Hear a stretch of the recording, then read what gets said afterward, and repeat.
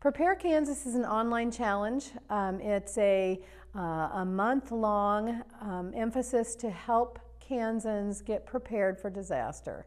And it happens in the fall. September is National Disaster Preparedness Month. However, in Kansas, we really need to think about being prepared in the spring for that tornado season that happens in late spring and early summer.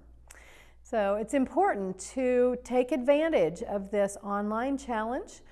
Focus on different tasks each week to help your family be prepared for disaster.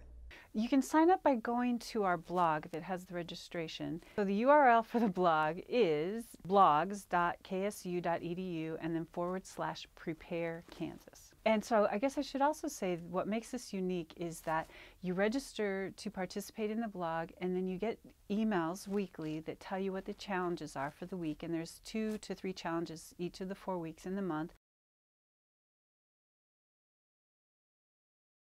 Each week, participants will have 2 tasks to complete. The first week is really geared towards the household inventory.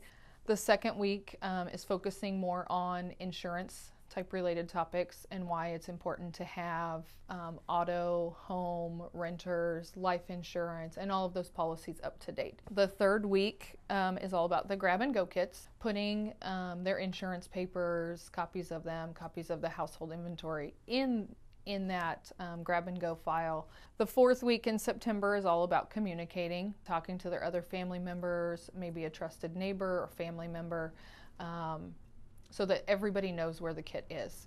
And then the second task that week is to have a communication plan in place. How are we all going to communicate, get back in touch with each other, having that family plan in place. For a disaster supply kit, think about the things that you would need to help your family survive for 2 or 3 days. Food and water as basic beginnings, a few days, couple of days of medication if there's important medication needed for your family, flashlights, weather radio, and some of those kinds of things in that disaster supply kit as well. All kinds of things that you might need if you had to wait for a couple of days for someone to rescue you or to be in a shelter before you could find temporary housing should your home be destroyed. It's a process, right? So even if you have a household inventory, it's very likely that you would need to revise and update your household inventory. You may have a communication plan for your family already, but you probably need to revise it and update it. So it's a chance to just review these things. I mean, let's face it, disasters are stressful.